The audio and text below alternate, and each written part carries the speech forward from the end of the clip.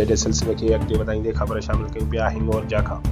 हिंगोरजा लॻे मीर जे मोहारे ॻोठ पीर बख्श सोलंकी जी रहवासन मुस्मात राणी ख़ातून एहतजाज कंदे चयो त गुज़िरियल राति 2 वॻे हथियारनि जे ज़ोर ते कुझु जवाबदार ज़बरदस्ती घर में घिरी लोड़नि खे बाहि ॾिनी।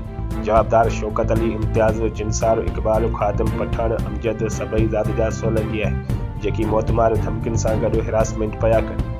15 ॾींहं अॻु बेसाॻियुनि जवाबदारनि मुंहिंजे घर में बिना जवाज़ हमलो करे मूं ऐं घर भातियुनि खे ज़ख़्मी कयो हुयो। बिरादरीअ जे चङनि जो मान रखंदे असीं चुप करे छॾी ऐं केस पिणु ख़तमु करायो,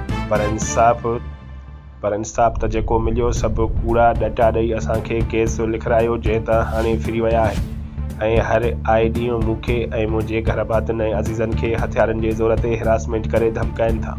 मुस्मात राणी आला अमलदारनि खे हथ ॿधी चयो त असां अपील था कयूं IG Sindh, DIG Sukkur, SSP Khairpur Zubair Ahmad Sheikh खे त असां सां इंसाफ़ कयो वञे ऐं उन में जिन माण्हुनि जो मुलविस किरदारु आहे उन्हनि खे कानून जे गिरफ़्त में आणे मूंखे, मुंहिंजे घर भातियुनि ऐं रिश्तेदारनि खे कानूनी तहफ़्फ़ुज़ ॾिनो वञे।